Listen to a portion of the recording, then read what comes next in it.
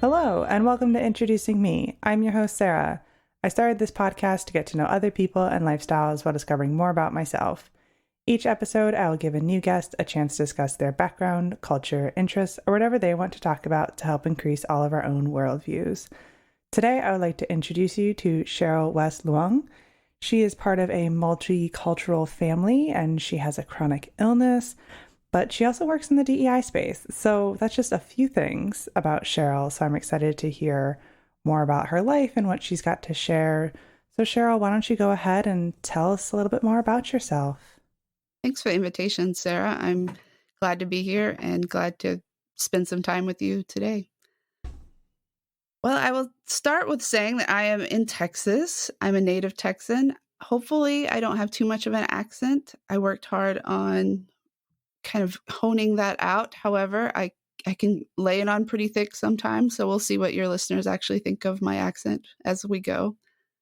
I'm from the Dallas area originally. Grew up in a suburb just north of Dallas. So when people talk about being from Dallas, but they're really in a suburb an hour away, I really do claim Dallas as home. Originally, I'm now in Central Texas, Waco, which is 90 miles north of Austin, 90 miles south of Dallas, which is pretty convenient for the weekends. You can get to what you need to, but it's not, well, it used to not be quite as hectic. We've grown quite a bit since we moved here. But it's a great place to kind of raise a family, and it's where I've had both of my sons. So that's where I am now. Growing up in Dallas gives you an opportunity to be exposed to quite a bit in terms of just diversity. But you also have the opportunity to shelter just like anyone else. And so I think some of my upbringing, when I look back on it, was both very sheltered early on from, other types of people, and yet also incredibly just blessed to see more diversity than I could have ever understood at the time, how unique it was of an experience because of how many people I've since met just did not grow up running into people who from Cameroon or from Ghana or from Pakistan, just in their classes at school. And so I say that to say that, my parents weren't sure at times about what it meant to be in a diverse space. And that's, I think, something that a lot of our generation have experienced is just, what does that mean? What does it mean when you're where you grew up, where they grew up? My grandparents lived a couple blocks away on both sets in each direction. And so when they don't leave far from home and you watch where you grew up diversify very quickly, there's some fear that can often be attached because things change. So I think there was some desire to make sure that we were safe and that we were getting a good education and all of these things were happening. And so early on, I think my understanding of living in a diverse world was that there were a lot of unknowns, and unknowns meant things to be afraid of. And then as I grew a little bit just in my own development and more exposure, particularly in the high school that I ended up going to, I just kind of moved from a place of fear to a place of curiosity and made friends that really changed my life in many ways. And so that kind of began my journey into what now we call DEI. I never would have known that's what my interest was at the time or where I was going. So how did you form your career to now be in a DEI space? I ask myself that question often, actually. Probably the entry point that I reference the most is 9/11. I will date myself very specifically, but I can't help it, in that 9/11 occurred my first week of college. So as a college student, You can remember what it was like when you're still really trying to figure things out, even though you've told everyone your plans and all the things that you knew you were going to do. You're going to major in this and you're going to go into that. Most of us still, deep down inside, if we were honest, weren't really that sure.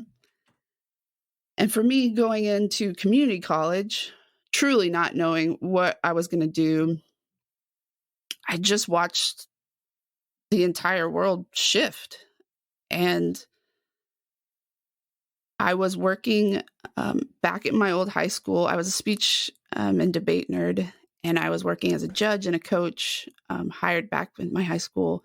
And most of the students that I was working with were Pakistani and Muslim. And the school that I was in for community college was extremely diverse. And I can just remember going to school, and really for the first week at least, we went to class. We went to the building, but we didn't even get into the classrooms because we would just kind of sit around the halls and watch the TVs, or we'd watch TV in class. We just didn't do anything. And the tensions just kept growing between the Muslim / Indian Pakistani population, because they weren't all Muslim, but there was a conservative population that really just looked at anyone who looked brown and started to go from being aloof to just really vitriol was occurring. And just watching that occur and thinking, there has to be a way for people to know, one, some religious education, that a Sikh is a Sikh, as we were seeing some violence happening like in gas stations. If you remember anything that happened then, of people wearing religious garb that were being attacked, and just terrible things that were happening. And I remember specifically walking out in the parking lot, and there was a protest, and it was very much people of color on one side and white people on the other. And it was like a go back to your country and like,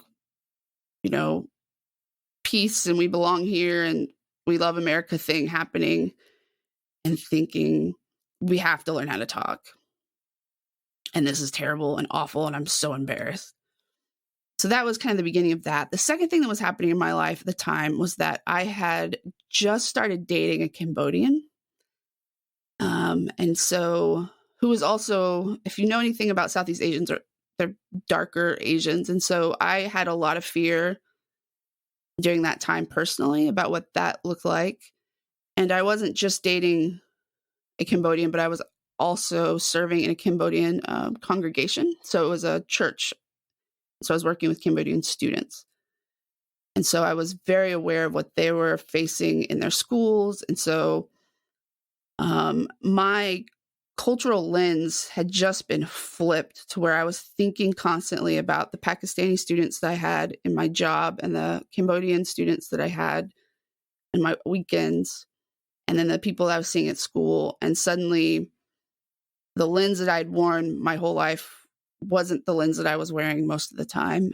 And so I just, and growing up in a conservative Christian background, I was really put in this place of saying, if this is what this faith is calling for, I don't know if this is the one that I want to keep, and having to really work through, what does this even mean with this like kind of Christian nationalism that was rising. And so I got started to get very clear on both my beliefs, but also my desire to see better dialogue and to see better relationships.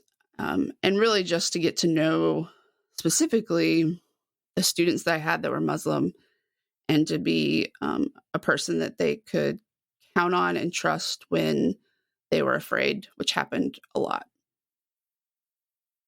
Yeah.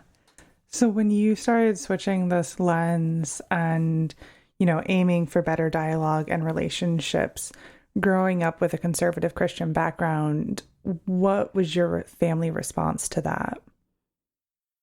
I'm not sure that they were entirely aware what was happening. We don't really talk a lot about things. And so whatever response they had, it wasn't spoken. As far as my husband goes, now husband, I married him. Sorry, spoiler alert. I think he was always somewhat of a token. So he was an exception to the rule. I was very afraid to come home and say, this is who I'm dating. And then they were really shocked that was my response. But it was just based on the things that had happened in the past. But I think it was, well, he's brilliant, he's good looking, and he's well spoken, and he doesn't have an accent. And like he checked all these boxes. So it sort of shaped the narrative in that way. And then I think also we were all just so upside down with what was happening in the world that it was hard to really focus in on. I don't think they really understood what I was deconstructing, and I wasn't necessarily verbalizing it either. And so then what has it been like starting a family with your husband? Well, I will say that we didn't have kids so we dated for 5 years before we got married. And a lot of that has to do with how young we were when we met. And a lot of that also has to do with what it means to be in a cross-cultural relationship, because it is a little bit more complicated. And I had a lot of, well, I'm a commitment phobe, so there's that. But also just this real need to unpack a lot of things first. And then we didn't have kids for the first 7 years. So we were together for 12 years first. So then having a child definitely brought up a lot of things that I thought I'd kind of settled in my mind, or I thought that would necessarily be as difficult as they were.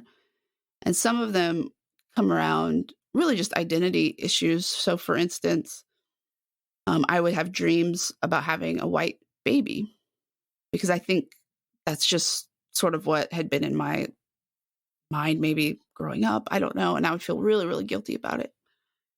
It was just, I think, what was maybe so deeply ingrained. And then we would think about names as well. And neither one of us were really into family names. That wasn't a problem, but just trying to think of how we were going to come about naming, and names are really important to both of us. And so my son actually has a Hebrew first name because I was in seminary at the time and taking Hebrew. And so he had a Hebrew first name, and his middle name is Cambodian, and it was really meaningful. And so my parents use his first name, and his parents use his middle name, which works out really well. But also, when he was born, he looked so Asian. And I think that was kind of hard at first, not in a sense of like connecting, but I realized that I didn't know a lot in terms of like what a rash would look like, or his hair was a little different, or things that I just did not realize would come into play in a very literal physical way. I'd only thought about the developmental social things that I had been trained to think about, that I'd been doing, in my career, that I hadn't actually thought that that he would somehow take more features of one or the other.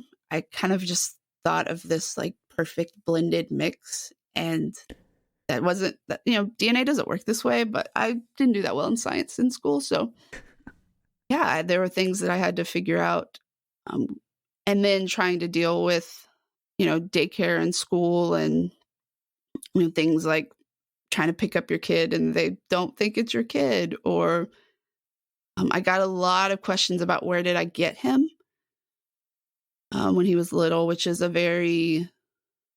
it's something that it shows our lens of adoption is very, I'm trying to think of a word that is appropriate to use, but we have a broken idea of adoption that has more to do with purchasing. And so people seem to think that I had found this beautiful baby from a country, and there was interest in where I had found him. And he's gorgeous, but I had not purchased him. I had not taken him from a country that he had come from my womb. So those things were a little bit difficult. And then I had a second child that I was very much prepared for the same thing. And then he came out looking like me. And I just was like, I don't know. I can't win on this one. I don't even know what to think about it. But realizing now, as we raise these two boys who look very different from each other, and helping them understand that they are brothers and that they are ethnically the same and that they both claim the same heritages and that they have the rights to call themselves the same thing, is really important and complicated. Yeah, definitely sounds like it would be complicated. So how have you integrated the heritage of your family, of your husband's family, within your multicultural family unit? Well, I'll give you one example. This past week was Easter, and we do go to church together. But the 13th through the 15th is Cambodian New Year's, and it was also fell within Easter. Easter is 17th, and so their Easter outfits were actually traditional Cambodian wear. So they wore that to church on Sunday because, first of all, they were very bright and it fit. And we were able to talk to them about New Year's and like new beginnings in two ways. And so that was kind of a fun thing. Food wise is really important, learning to eat all kinds of food. For me, and this is a whole nother conversation, but I'm registered with the Choctaw Nation of Oklahoma, which is only one piece of my family history. But this year, we've begun the process of getting them registered with the tribe, and they will have certain privileges and things with the tribe. And so teaching them about that as well. And so I had a really interesting conversation with my oldest son during the Olympics, and he was watching, it was in China, and he was asking some questions, and it dawned on me that I wasn't sure if he knew, and this is me having really a complete parenting fail. I'll just admit this. But it dawned on me that I wasn't sure if he realized that one of his great-grandparents is Chinese, deceased, but Chinese. And so he was really into the Olympics. And I said, hey, buddy, we're watching the opening ceremonies. And he's very mathematical. And so he was literally writing down on a piece of paper. He's 8. He was writing down on a piece of paper the stats for each country. He was trying to see like which countries were bigger and which countries were smaller. And so as he's really into countries, he's really into culture. And so I said, hey, buddy, did you know that one of your great-grandparents was actually from China? And he said, what? I was like, oh, no, maybe I shouldn't have gone there. That's probably your dad's conversation anyway. And he said, and he starts trying to count on his fingers, and I know he's doing the math, because I know he's splitting himself. He's like, and he's trying to figure out what percentage, Chinese. Then I realize what happens is he looks at me and realizes he has this side. And so the fractions are getting really difficult. And I just said, no, buddy, you're not a percentage of a person. You're a whole person. You are all the heritages and cultures put together, and you make one story. And that's the way that we like to look at it. That's the way I teach my students. That's really what it is that he has the right to all those stories. Those are all his stories. And he doesn't have to be a person who walks in a room and says, well, I'm half this and half that. Well, but actually a quarter and then a quarter and then a this and then a this and then a this, because people say, well, where are you from? Where are you from? what are you? He doesn't have to entertain those questions, but that he can tell his story however he chooses to or not, depending on the situation. And then his brother will get to do the same thing, even though the questions will be different because of how he presents. He gets to tell his story in his own ways. And have you had the chance to take your kids to Cambodia or outside of Texas? No. My husband has not gone to Cambodia himself. He was actually born in a refugee camp after the killing fields and has not chosen to go back yet. And so that will be something that he will have to decide that he's ready to do. And then as far as out of the state, my oldest has been. He doesn't remember, and he's very angry about this. He really wants to travel. And then my youngest, no, I mean, his whole life that he remembers is in COVID. So we really haven't gotten to do anything. And if you know much about Texas and we're in the middle of it, you can't just drive. I mean, it would take us many hours to get out of the state. And it's very expensive to fly right now. So especially with, a family of 4, the goal is to get them out soon. But yeah, not yet. That's understandable. I specifically asked since you said your oldest was so kind of into the opening ceremony of the Olympics, and I figured he's going to grow up wanting to travel. He is lobbying to go to New York City right now. That is, I think, he wants to go to China. He's been talking about China for a while, even before he knew that. And he says because of the food, which, I mean, I guess that's logical. And then when we said that would be a really big trip, buddy, he then moved to New York City. And we told him that that was a probably good second choice. And so we've talked about doing a trip maybe when he turns like 10 or 12 and is really ready to walk the city and take in the city. Because it's a big deal to take in New York City and make it a special trip for him. Definitely. Now, you've mentioned a little bit about studying divinity. So do you want to talk a little bit about your schooling and the work that you're doing now? Yes, my schooling ties in more than you might think, actually. So my concentration is in world Christianity.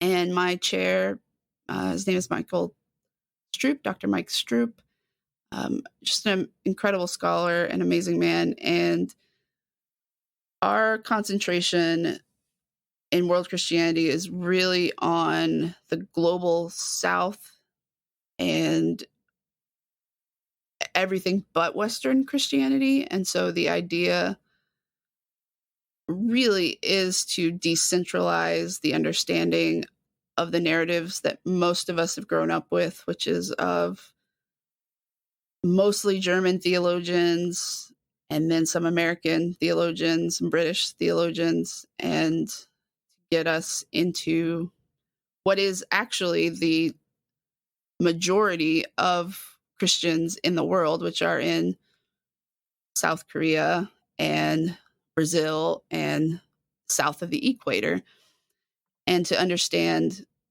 who they are and what they practice, and to really work on some of that ethnocentric viewpoint. And so that really just played right into what my interests were anyway. And so that was also really important, as kind of in the last 10 years, I think Christian nationalism has really taken over, was just this reminder of really how small that group is in comparison to the global movement of Christianity. And so when people will say, well, Christians this, Christians that, I would remind them, like, which ones, who, maybe you're talking about evangelicals of the last 20 years, but that's historically not the arc, and not to defend them at all or to say that it's not a significant thing, but only because it's not fair to lump in people who are here in the United States, even, who are not in line with what was happening in our country, and particularly those who are in Black churches who are doing social justice work, or who were in immigrant churches who were doing totally different things than what we were seeing elsewhere. And so that's one of the things that I'm really passionate about, is trying to decentralize narratives and to make sure that narratives are complicated, which can frustrate people sometimes. But it is important that we remember that nothing is a monolith, because it's really easy to then lose sight of the individuals who we then can very easily dehumanize and demonize because of a label that they have, because of our idea of what comes behind that label. And so what do you do in your day-to-day job? So I work in a multicultural affairs office on a university campus, which for me, that means that I do programming and support services for students who identify, really, it's anybody on campus. It's not just students who identify with minoritized identities, but often it's students who are coming in not in the majority, and provide things like our cultural heritage months. So I help put on, say, our Black History Month, our Women's History Month, our Latinx and Asian Pacific Heritage Month planning, just to make sure that there's opportunity to celebrate cultures that might not be in the mainstream of the traditional, longstanding events that occur when you have a university that was founded in the 1800s. You have to kind of reinvent some of your oldest traditions. And so my office helps. I mean, I say, some of these things are now 30 years old, 40 years old, but you have to help kind of stand against traditions that are 100 years old. And so I get to do that. I work with an interfaith student group called Better Together. I also get to do some really great stuff with students who are in leadership with some coalitions, and plan around really just making sure that people get a voice on campus, and then respond to events in the world. So when things happen, as they do, current events, then we host, whether it's panel discussion or some sort of, I don't really like town halls, but we'll do just sort of discussion groups, or anything that we can do to make sure that students have a space to talk through the things that are going on. And do you find that students will partake in things or learn about different cultures outside of where they identify? I find that students are often hesitant at first because they aren't sure where the boundaries are and if it's okay. And so they need permission to do that. They need to know that it's okay, that they're not offending anyone, what are kind of the parameters around that. And so the invitation has to be pretty clear. And then usually when those things are, then yes, that's easier. We do find that students who are already in some minoritized identity are more likely to learn about another minoritized identity. And that is a little bit of a struggle then for those who don't really know what it feels like to maybe not belong, to try and engage with a group that does. So, for instance, our students who have a racial or ethnic background that is less represented at the school are more likely to go support another group that is also less represented, because it's just a easier transition for them. So what would you recommend either for students or, people outside of the education world who want to be more involved and learn more about cultures other than their own? One of the things I always tell people is that there's a lot of things that are Googleable. And so you can always start with reading a book with, honestly, I've gotten a lot of education from Black Twitter and some Instagram accounts and things that are a little bit safer on the outskirts, but are very educational if you are afraid of maybe first engaging. But then, and the reason in part that I say that is because I want to be careful about putting the burden on, your quote, one Black friend to do the educating, because we don't know how many other people are putting that burden on them. But if you have really good relationships with people who have particular identities and you want to know more, then you can ask and say, hey, this is pretty awkward, but I really do want to understand, is there a way that we can do this that does not put a burden on you? Because I'm aware that it might. And let them honestly answer you. Or, hey, do you have a book that you would want me to read, or a show you would want me to watch that would help me understand more? And that's always an entry point that I would suggest. Yeah.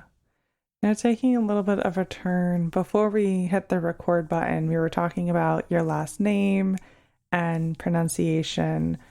So, what was it like for you to take your husband's last name and to now be living with a name that might be difficult for people to pronounce?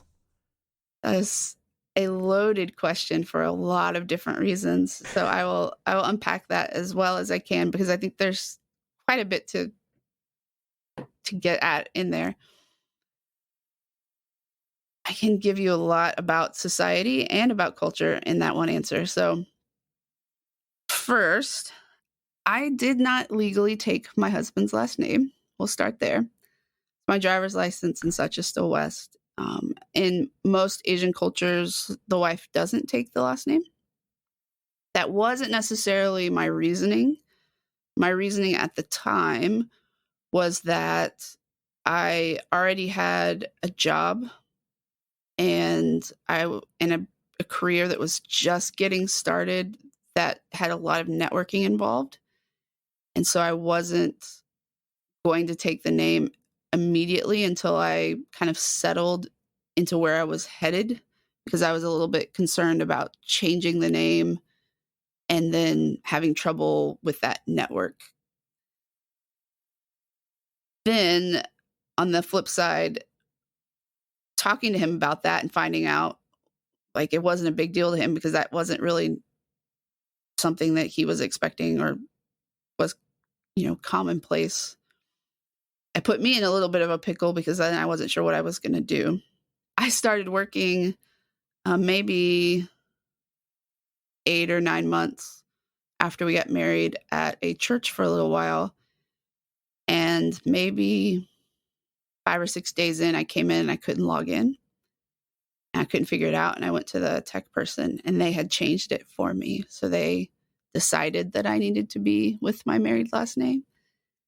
And that was somewhat of the beginning of me unintentionally using the name. And so it was really complicated for me, because I wasn't really sure what to do, because I am in Texas, and culturally there were a lot of people who just very much could not understand not taking the name. And I'm pretty young, and again, it's a very conservative environment. Then there was the question of, how am I going to pronounce the name? And my husband wasn't necessarily helping on that front, and it's not his fault at all, but in English, he wouldn't pronounce it the same twice, because in Khmer, the Cambodian language, the pronunciation is just completely different than what I'm using now, and really difficult for me to say. I still cannot say it correctly. And so if he were to be speaking in Khmer, he would just say it as you would say in Khmer. And then when he would switch to English, he would just kind of flip around with how he said it. So before we got married, my mom sat us down and said, would you please pick one that we can be consistent with and tell us how do you want us to pronounce it, which is how we came up with what we did. And he just almost in a tongue-in-cheek fashion came up with the most Texan version he could so that people would, stick with it. So I really just felt this kind of disconnect between what to do with the name. And then when I went to seminary and left kind of where I grew up and where all of our family was, it was somewhat of a reinvention. And when we got there and we got to like orientation and the name tags were there because he came too, it was like kind of a family thing. And it was, his name was first name and then last name West. So they actually put my maiden name on his name. And it was just like, you know what, this is just ridiculous. And so when I got there, a lot of the women were double barreling their names. And I really liked that. And so I just started doing that. And legally, when you're married, you have rights to your husband's name. And so, documentation wise, I do what I need to do, but I began to double barrel it. And then once I had kids, I felt like it was really important for me to be able to, connect with them and be known like by the same name and the same family. So that's a kind of a long-winded answer, but there's a lot of unpacking to do in terms of how two different cultures deal with names and the importance they put on them, and then a lot of gendering as well. Right. And I love the fact that you went to an event and they put your maiden name on your husband's name. Yeah, it was a good day. It felt like I was starting something that was going to be different for me, and it really was definitely a different experience. So, did you correct those name tags at all? We just laughed, and I don't remember if he did or not. Knowing him, he probably didn't, because I don't know. I just doubt he did. That's great. So what else would you like to share with the listeners today? Well, you did mention a chronic illness. So I will say something about that since we talked about it slightly. One of the things that is really important in the DEI space, and since we've been talking so much about race and ethnicity in terms of social identity, is that we also have hidden social identities. And one of them is religion. If your religion doesn't require any kind of outside signifier. And another can be ability. I happen to actually wear a leg brace, so it makes it a little bit less hidden these days. But a lot of times people assume it's a temporary injury, so that also kind of goes along with that. But for me, I have what's called dopamine responsive dystonia.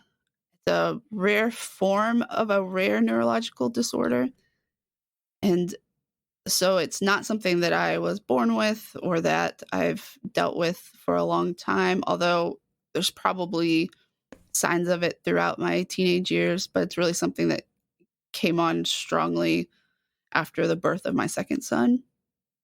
And so what essentially it is it's akin to Parkinson's in that it interferes with the dopamine response.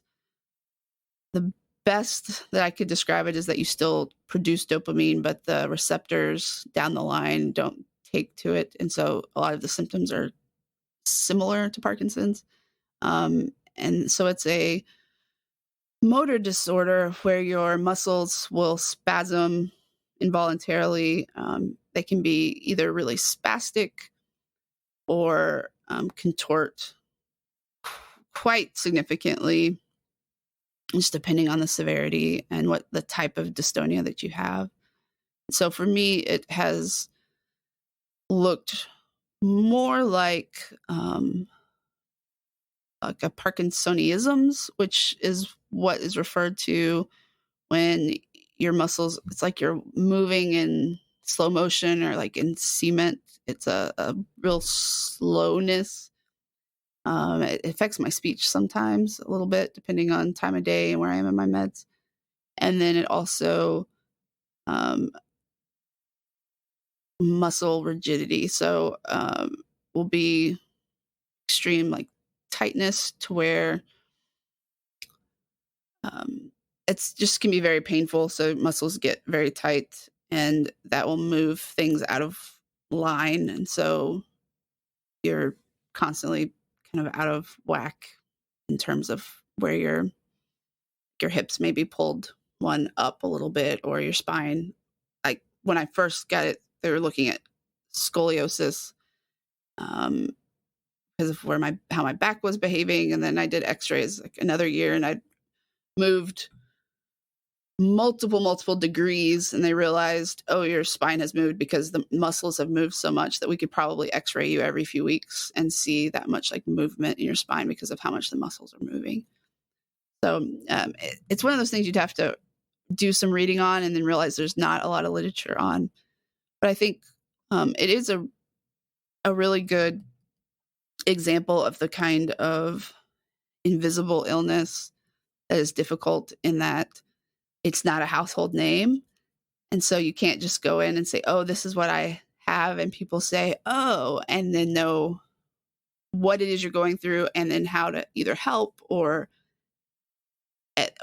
you know, wear a pink ribbon or whatever it might be. And so I think it's one of the things that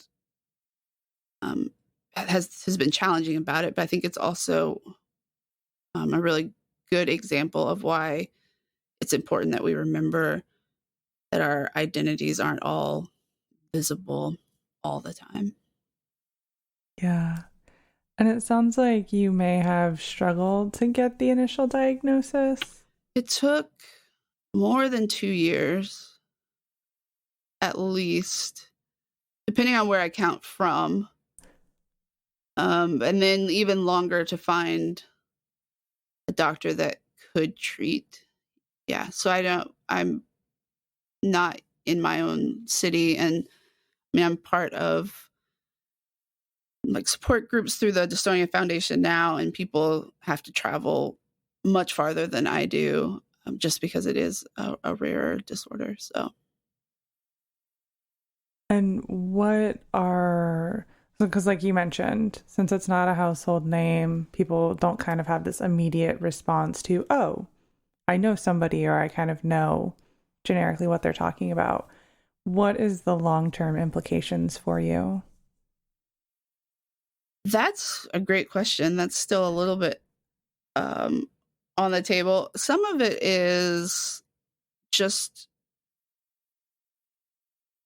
knowing the question of how long medication will work and be effective. The flip side of that is the longer we go, the more likely that there'll be new things invented. And that's, you know, the hope. There's not a lot of funding behind the research because it's not a sexy household name. And so there are people who are always trying to get funding and get before Congress. And so it's usually in a bill that comes out every year. And it's one of a laundry list of a whole lot of other ones. So it's sharing funding with a bunch of other things. There's a rare disease day. I think it's like March or February 28th, something like that.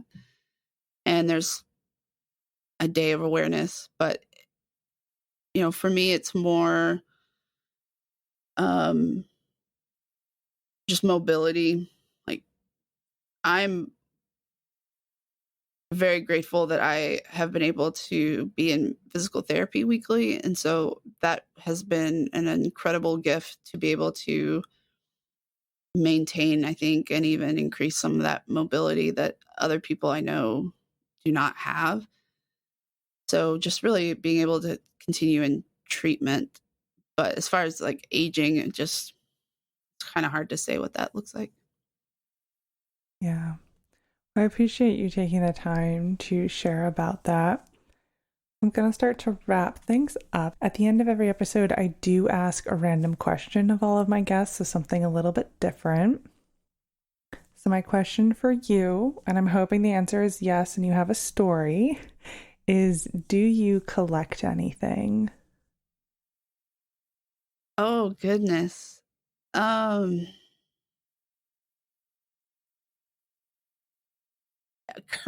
I don't know that I collect anything. If I do, it's clear. Well, I mean, I keep my playbills when I go to a show, so I can say that. I do. Okay, I will jump on this so I don't leave you with dead air. I used to collect pins, like the pins, PIN. Like if you've ever watched Little League World Series, the pins that they trade when I used to play softball and we had pins, and so I had those, but I also would, whenever we went on a trip, I would always get a pin, and so I had like pin collections. And now when I travel, I always get a magnet in whatever city I'm in. So that's about as exciting as it gets. It's not great. Sorry.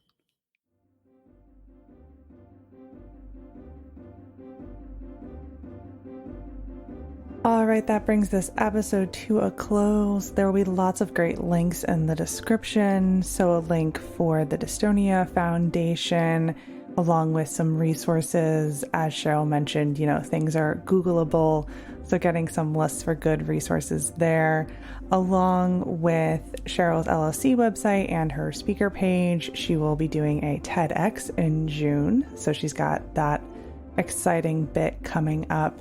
And of course, if you'd like to connect with the podcast, our website is in the description as well. It brings you to all of our social media, Facebook, Instagram, and LinkedIn. And of course, if you'd like to support the podcast monetarily, a link to do that is directly in the description as well, along with my email address if you would like to connect with me or be a guest on the show.